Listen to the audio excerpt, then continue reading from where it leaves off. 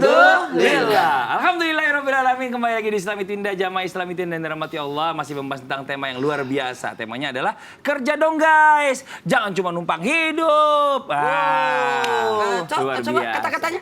Kerja dong guys. Jangan cuma numpang hidup. Gimana caranya menegur orang ya atau temen yang numpang hidup di rumah kita tapi nggak ada niatan buat keluar dari rumah.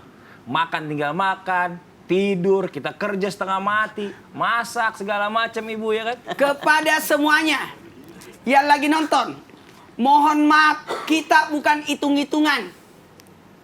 Wa ma min dabbatin fil ardi illa 'alallahi rizquha. Semua sudah ada rezekinya. Bisa jadi orang yang numpang itu rezekinya ada di rumah kita. Betul. Ingat, ketika ada orang makan di rumah kita berarti itu luar biasa. 40 hari kebaikan itu kita dapat setelah dia makan. Amin. Makanya orang Jumat berkah, kasih makan orang, itu pahalanya besar. Bahkan sedekah yang paling cepat sampai pahalanya adalah sedekah makanan. Tapi dalam hal ini, ketika kita mau menyindir orang tentang perihal seperti itu, benalu, tinggal, kemudian dia enak-enak saja, maka tidak merendahkan orang itu, maka tegurlah orang dengan cara yang baik agar terhindar daripada sesuatu yang menyakitkan kita. Yeah. Maka kalau mau menegur orang, persiapkan bahannya. Saya punya pengalaman. Almarhumah ibu saya. Itu kan mau lebaran. Ya. Teman saya datang malam lebaran. Ya kan? Dikasih suguhin kue biasa udah siap. Teman saya ngabisin 1 toples. Ibu saya pas keluar, astagfirullahaladzim, baca bismillah kalau makan. Ya Allah, setoples dihabisin teman saya. Ya Allah, namanya itu teman saya ada. Jangan disebutin deh. Tegur orang tanpa menyakiti. Nanti jangan dirusak anak dong. Carilah waktu yang tepat. Tapi jangan mempermalukan dia. Iya. Cari waktu yang tepat. Jangan sementara dia makan, kamu omelin. Enak nih. Jangan. Biarkan dia masuk dulu, tenang. Iya, telan dulu ya. Kemudian kalau perlu ajak dia masak. Ajak dia ke pasar supaya lihat berapa biayanya. Ajak dia pergi masak, bagaimana susahnya. Saya pernah, maaf ya, saya baru rasakan. Ternyata motong daging itu susah. Sampai saya menetes air mata saya. Maka libatkan orang yang numpang itu dalam kegiatan kita. Yuk kita kerja supaya dia lihat, wah dia kerja mulai pagi sampai sore loh. Temani aku pergi. Jadi cara yang terbaik seperti itu. Libatkan dia. Bisa temani saya pergi, bisa temani saya ke pasar, bisa temani saya masak. Kalau perlu dia disuruh masak supaya dia tahu rasanya bagaimana. Itulah bentuk teguran, keteladanan. Iya. Tapi ini ada lagi. Makasih banyak Ustaz Maulana ya. Ada lagi yang berikutnya. Ini lucu nih juga nih. Jadi seandainya kan tadi kan udah numpang nggak tahu diri, ya kan? Udah diajak ke pasar segala macam, dia tahu biayanya. Tetap nih temannya Anwar nih. Akhirnya Habib kesel dong, ya kan? Ini temannya Anwar. Udah, kalau misalnya kamu mau makan mulu nggak kerja, mendingan tuh kamu sapuin tuh depan tuh ya. Abis itu nanti potongin rumput. Abis potongin rumput kamu boleh makan lagi. Nah itu sih seolah-olah kayaknya ngasih syarat gitu. Nah, kasih syarat, dia boleh makan, dia boleh tinggal di situ, asal ada pekerjaan atau kerja, bayarannya makan dan numpang tidur. Itu boleh nggak? Tapi dipekerjakan dong. Iya, daripada dia nggak bermanfaat, cuma numpang makan doang. Bismillahirrahmanirrahim. Allahumma salli ala sayyidina Muhammad wa ala ali sayyidina Muhammad. Allahumma ftah lana abwaab ar-rahmah wa ni'mah wal barakah wa sihatul afiyah wa rizqan wasi'atan barakah ya Rabb. Amin. Wa rizqan halalan thayyibatan barakah ya Allah. Semoga Allah berikan rezeki kepada semua yang nonton dengan permasalahan yang sama seperti yang kita ceritakan. Semoga ada rezekinya dari Allah. Allah kasih rezeki yang banyak, yang berkah, dan Allah kasih keberkahan daripada rezekinya sekali lagi biar nikmat menjalani kehidupan ini. Amin amin ya Allah ya Rabbal alamin. Bismillahirrahmanirrahim. Bahwasanya ada seseorang yang dimana ketika orang tersebut datang ke rumah kita, sebelum nyampe rumah dikasih tahu boleh ke rumah. Ini bakalan lama nih, gue yakin lo bakalan lama. Kasarnya gitu kan. Kamu nih kayak bakalan lama, kurang lebih sebulan nih, bisa 2 bulan, bisa 3 bulan.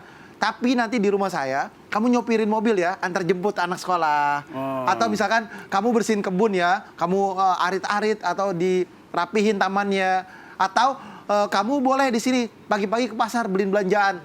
Nanti kamu boleh numpang nginep di sini. Nanti saya kasih lebih. Kalau dipekerjakan seseorang seperti itu dengan niat tujuan yang ma'ruf agar orang tersebut bisa menumpang hidupnya, diperbolehkan. Tapi harus dikasih dengan uang yang sama. Oh. Bayaran yang sama seperti apa yang dikerjakannya. Udah cari kerja dia, udah enakan di situ. Nah, itulah yang harus dipahami. Jangan juga kita memakan daripada keringatnya dia. Oh iya benar. Ya kan? Menyeksa dia, suruh ini, suruh itu, suruh ini, suruh itu, cuma dikasih makan, cuma dikasih tumbang tempat doang, tapi nggak dikasih jajannya, nggak dikasih lebihnya. Inilah yang membuat zalim. Ada terjadi sebuah kezaliman adalah seseorang tidak menempatkan sesuatu pada tempat yang ma'ruf dengan cara yang baik. Seorang teman, siapapun dia, ketika ada temannya lagi yang datang menumpang di rumahnya, misalkan Ustadz Maulana tadi ya kan, punya anak, teman anaknya datang ke rumahnya, temannya Anwar datang ke rumahnya. Ketika sampai di situ disuruh nyuci mobil lah, disuruh nganter sekolah lah, disuruh bersihin taman, suruh nyapu, suruh nemenin main, ya kan sampai Ustadz Maulana kabur. Besok ada yang mau main lagi sama Anwar. Suruh ikut temenin syuting subuh-subuh. Disuruh ikut syuting lah subuh-subuh. Habis itu suruh nyupirin lah, ya kan? Tapi cuma dikasih numpang hidup di rumahnya doang, nggak dikasih duit, dikasih makan aja. Akhirnya semua orang bilang di kampung ini. Kok Abi tahu? Ya kan? Kalimatnya gini, udah ikut Ustadz Maulana dapat apa? Ya kan? Cuma dapat numpang hidup doang. Ya kan pasti dicari. Ya kan? Mana ya kan? Penghasilannya ataupun rezekinya. Inilah yang harus dilakukan. Tidak boleh kita menzolimin orang lain. Betul yang tadi disampaikan, utlubu rizki khobayal ardi. Carilah rezeki itu dimanapun kita berada. Ketika kita mencari rezeki, kita datang ke teman-teman kita dikasih kerjaan. Oh, di sini deh ada kerjaan bagus buat kamu karena kamu pasnya di sini. Datang ke sini, udah kamu kayak cocoknya di sini. Kamu kerja di sini. Kamu kayak sementara supirin dulu deh. Insya Allah nanti kalau ada kerjaan baru saya kasih lagi. Ini adalah kalimat-kalimat yang baik. Karena rezeki itu bisa datang dengan bersilaturahmi, mendekatkan kepada orang-orang yang teman kita, sahabat kita, orang terdekat kita atau orang yang jauh atau orang yang baru kenal tapi dengan niat yang baik, dengan cara yang baik, maka inilah merupakan daripada hidayah yang Allah berikan, petunjuk yang Allah berikan untuk mendapatkan rezeki tersebut. Jadi kalau ditanya boleh atau tidak? Boleh, ya kan? Tapi tidak boleh menzolimi satu dengan yang lainnya. Nggak boleh kita cuma numpang di rumahnya itu doang.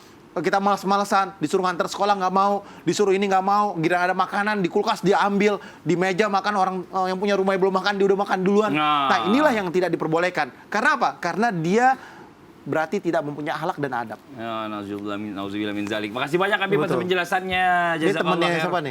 Hah? Temannya Anwar. Enggak dong. Enggak. Laki lah. Aduh. Sekarang kita lanjut lagi nih. Kalau tadi kan kita ngomongin masalah orang-orangnya yang salah-salah terus nih. Sekarang masalah solusi. Kita juga perlu solusinya. Seandainya nih posisinya dia ini adalah orang yang sudah terlanjur nyaman nih atau merasa kerasan. Kayaknya enak banget. Meninggalkan zona nyamannya bagaimana nih Ustadz Syam? Udah tahu numpang enak, nggak bayar apa-apa, numpang, dapat makan, segala macam. Akhirnya memberatkan tanpa sadar, memberatkan si pemilik rumah. Bagaimana bisa keluar dari situ Ustadz Syam? Mohon izin penjelasannya. Bismillahirrahmanirrahim. Tabi'uruk Ustadz Maulana Habib Usman, Fadli serta guru-guru kami yang dimuliakan Allah Subhanahu wa taala. فَإِذَا قُضِيَتِ الصَّلَاةُ فَانْتَشِرُوا فِي الْأَرْضِ وَابْتَغُوا مِنْ فَضْلِ اللَّهِ. Allah Subhanahu wa taala dalam surah Al-Jumu'ah mengingatkan kepada kita semua, kalau sudah menunaikan salat, telah melaksanakan kewajibanmu, fantashiru fil ardh, maka bertebaranlah engkau di atas muka buminya Allah Subhanahu wa taala. Muslim yang baik itu bukan yang hanya di masjid saja tanpa bekerja mencari nafkah. Nabi SAW pernah menegur orang yang seperti ini. Dia tidak mau keluar untuk mencari nafkah untuk dirinya dan keluarganya. Namun ternyata yang baik itu adalah mereka yang tetap melaksanakan kewajibannya sebagai seorang muslim, yakni mendirikan sholat, menjalankan puasa, zakat, sedekah, dan yang lain-lainnya, tapi tidak melupakan keluarganya. Dia tetap mencari nafkah yang halal. Bahkan dalam riwayat disebutkan, Nabi pernah memegang dan mencium tangan seorang kakek tukang batu. Kenapa? Karena ada kemuliaan di tangannya, karena dia mencari rezeki yang halal. Nabi SAW memuji seorang Nabi Daud alaihissalam atas pekerjaannya, bukan atas gelarnya sebagai seorang raja. Nabi Daud Nabi puji. Nabi tidak memuji Nabi Daud sebagai seorang nabi. Nabi tidak memuji Nabi Daud sebagai seorang raja, tapi Nabi SAW memuji Nabi Daud alaihissalam sebagai seorang pandai besi. Ia makan dari hasil ia pandai besinya. Subhanallah. subhanallah. Padahal kalau kita pikir-pikir, pandai besi itu adalah pekerjaan yang mungkin kalau kita lihat bukan pekerjaan yang bagus gitu, bukan pekerjaan di ruangan ber-AC, bukan di ruangan yang baik. Subhanallah, dia seharian memukul besi, bahkan dikatakan berbau yang kurang enak. Namun Nabi memuji hal tersebut.